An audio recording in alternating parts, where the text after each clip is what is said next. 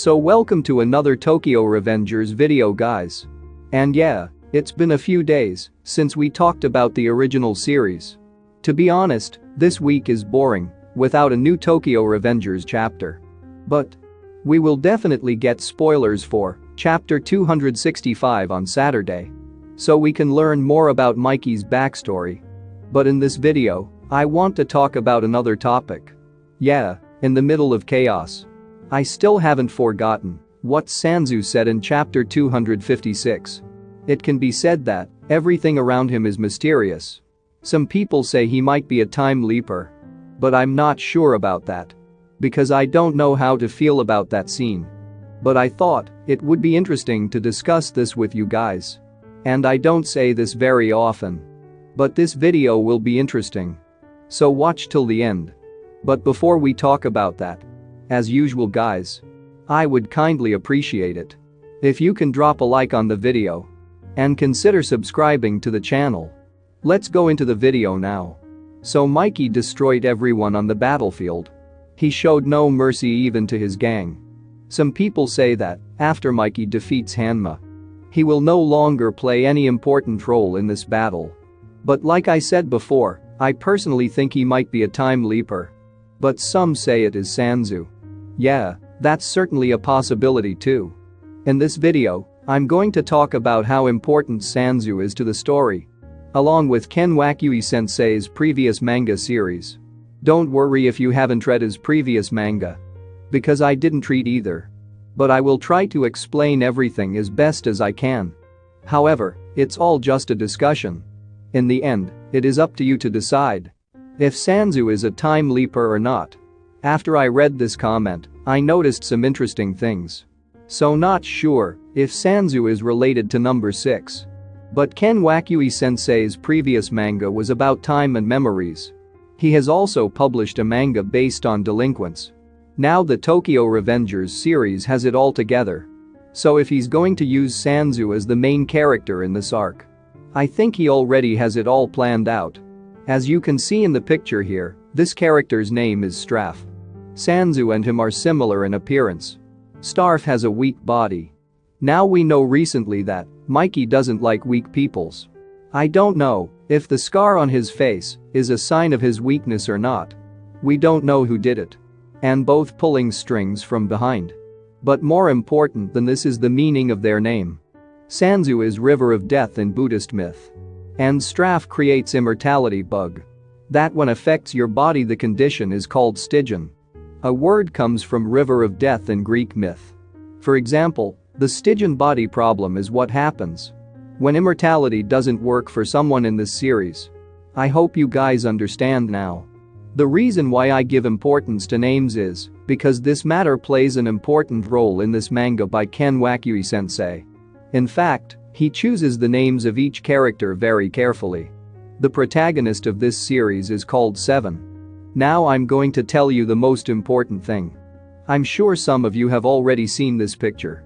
The name of this character is Memory. He is related to the memory of the protagonist in the series. I mean, in the end, Memory admits he created Seven. He used the 5 senses and a 6th sense time. And created a soul within himself. The meaning of this 7 is that there have been 6 similar persons before him. The protagonist of the series is the 7th soul created by Memory. This is revealed only at the end of the story. So even the meaning of the characters' names is part of the story. I don't know how 6 is related to Sanzu. But the way he says it is interesting.